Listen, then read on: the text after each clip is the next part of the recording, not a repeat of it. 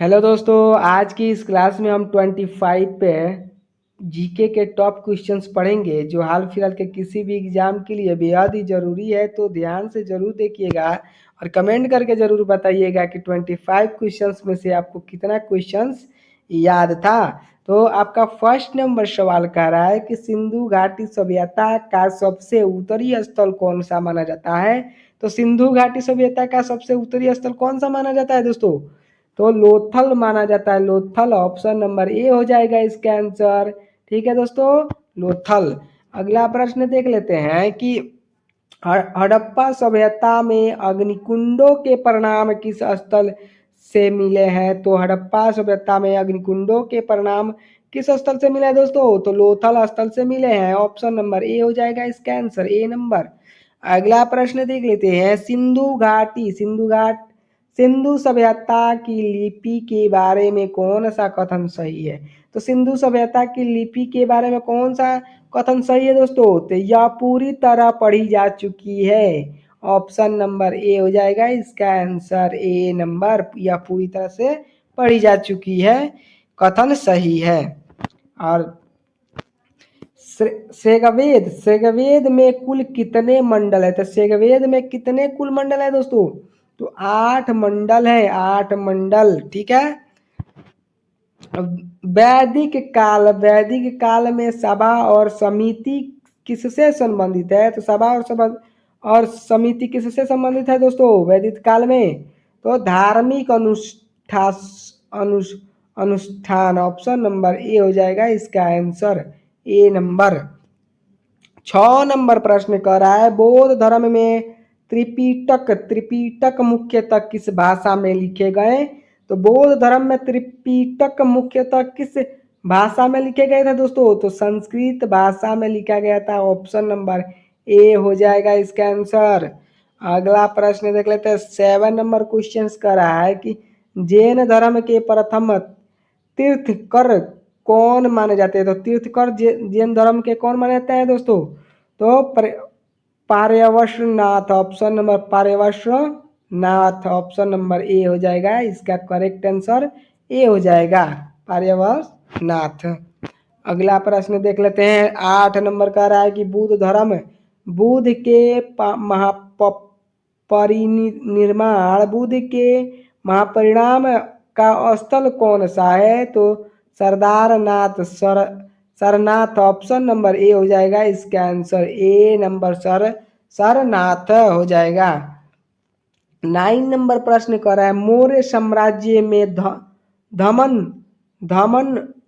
धमम महामात्र पद किस शासक किसने स्थापित किया। तो मौर्य साम्राज्य में धमम महामात्र पद किस शासक ने स्थापित किया। तो चंद्रगुप्त मौर्य ने स्थापित किया था। ए नंबर इसका आंसर हो जाएगा। ठीक है दोस्तों, ए नंबर इसका करेक्ट आंसर हो जाएगा। और 10 नंबर प्रश्न कह रहा है कि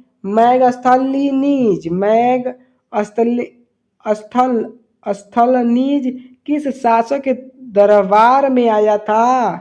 तो मेगास्थनीज किस शासक के दरबार में आया था दोस्तों? तो अशोक हो जाएगा, अशोक शासक के दरबार में आया था। ऑप्शन नंबर ए हो जाएगा इसका करेक्ट आंसर। ठीक है दोस्तों, 11 नंबर प्रश्न कर रहा है, अशोक के शिलालेखों को पढ़ने में किस विद्वान का महत्वपूर्ण योगदान था। तो अशोक के शिलालेखों को पढ़ने में किस विद्वान का महत्वपूर्ण योगदान था दोस्तों? तो मैक्स मूलर का था। ऑप्शन नंबर बी हो जाएगा इसका आंसर, बी नंबर। ठीक है। अगला प्रश्न देख लेते हैं, 12वां नंबर प्रश्न कह रहा है कि मौर्य प्रशासन में महाहर्ता का मुख्य कार्य क्या है। तो मौर्य प्रशासन में महाहर्ता का मुख्य कार्य क्या है दोस्तों? तो सेना संचालन का कार्य है। ऑप्शन नंबर बी हो जाएगा इसका आंसर। बहुत ही इंपॉर्टेंट क्वेश्चन है दोस्तों। अगला प्रश्न देख लेते हैं, कह रहा है कि मुद्रा राक्षस नामक नाटक के लेखक कौन थे। तो मुद्रा राक्षस नामक नाटक के लेखक कौन थे दोस्तों? तो भाण भट्ट थे। ऑप्शन नंबर बी हो जाएगा इसका आंसर, भाण भट्ट। और 14 नंबर प्रश्न कर रहा है, कृष्ण शासक कनिष्क के समय में कौन सी बौद्ध संगीति आयोजित की गई थी? तो बौद्ध संगीति आयोजित कब हुई थी? तो द्वितीय हुई थी। ऑप्शन नंबर बी हो जाएगा इसका आंसर। कृष्ण शासक कनिष्क के समय में कौन सी बौद्ध संगीति आयोजित की गई थी? तो द्वितीय की गई थी। ऑप्शन नंबर बी हो जाएगा इसका आंसर। 15 नंबर क्वेश्चन कह रहा है कि गंगाधार कला शैली पर मुख्यतः किसका प्रभाव दिखाई देता है? तो गंगाधार कला शैली पर मुख्यतः किसका प्रभाव दिखता है दोस्तों? तो फारसी का प्रभाव दिखता है। ऑप्शन नंबर बी हो जाएगा इसका answer, B number correct answer हो जाएगा। 16 नंबर प्रश्न कह रहा है कि गुप्त काल में किस धातु का उत्कृष्ट लोक स्तंभ प्रसिद्ध है? तो गुप्त काल में किस धातु का उस उत्कृष्ट लोह स्तंभ प्रसिद्ध है दोस्तों? तो सरनाथ का। ऑप्शन नंबर बी हो जाएगा इसका आंसर, सरनाथ हो जाएगा। और 17 नंबर प्रश्न कह रहा है कि समुद्रगुप्त की उपलब्धियों का वर्णन किस अभिलेख में मिलता है? तो अभिलेख में मिलता है वर्णन किस अभिलेख में मिलता है दोस्तों? तो समुद्रगुप्त की उपलब्धियों का वर्णन किस अभिलेख में मिलता है दोस्तों? तो जूनागढ़ अभिलेख। ऑप्शन नंबर बी हो जाएगा इसका आंसर, बी हो जाएगा। ठीक है, अगला प्रश्न देख लेते हैं। कह रहा है कि कालिदास किस काल के प्रसिद्ध साहित्यकार थे? तो कालिदास किस काल के प्रसिद्ध साहित्यकार थे दोस्तों? तो कुषाण काल के। ऑप्शन नंबर बी हो जाएगा इसका आंसर, बी नंबर हो जाएगा इसका आंसर करेक्ट है। 19 नंबर प्रश्न कह रहा है कि अभिज्ञानासा कुंतलम अभिज्ञान शाकुंतलम के रचयिता कौन थे? तो भवभूति थे, भवभूति। ऑप्शन नंबर बी हो जाएगा इसका आंसर। ठीक है, अगला प्रश्न देख लेते हैं। 20 नंबर कह रहा है, नालंदा विश्वविद्यालय को किस प्राचीन भारतीय शासक से विशेष रूप से जोड़ा जाता है? तो नालंदा विश्वविद्यालय को किस प्राचीन भारतीय शासक से विशेष रूप से जोड़ा जाता है दोस्तों? तो समुद्रगुप्त से जोड़ा जाता है, समुद्रगुप्त से। ऑप्शन नंबर बी हो जाएगा इसका आंसर। 21 नंबर प्रश्न कह रहा है कि अष्टाध्यायी के रचयिता कौन थे? तो अष्टाध्यायी के रचयिता कौन थे दोस्तों?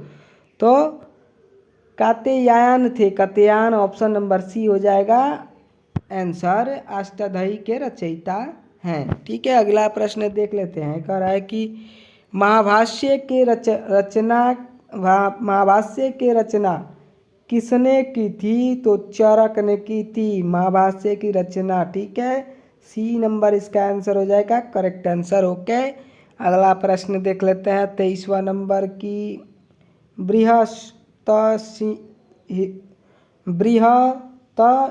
संहिता के रचयिता कौन थे?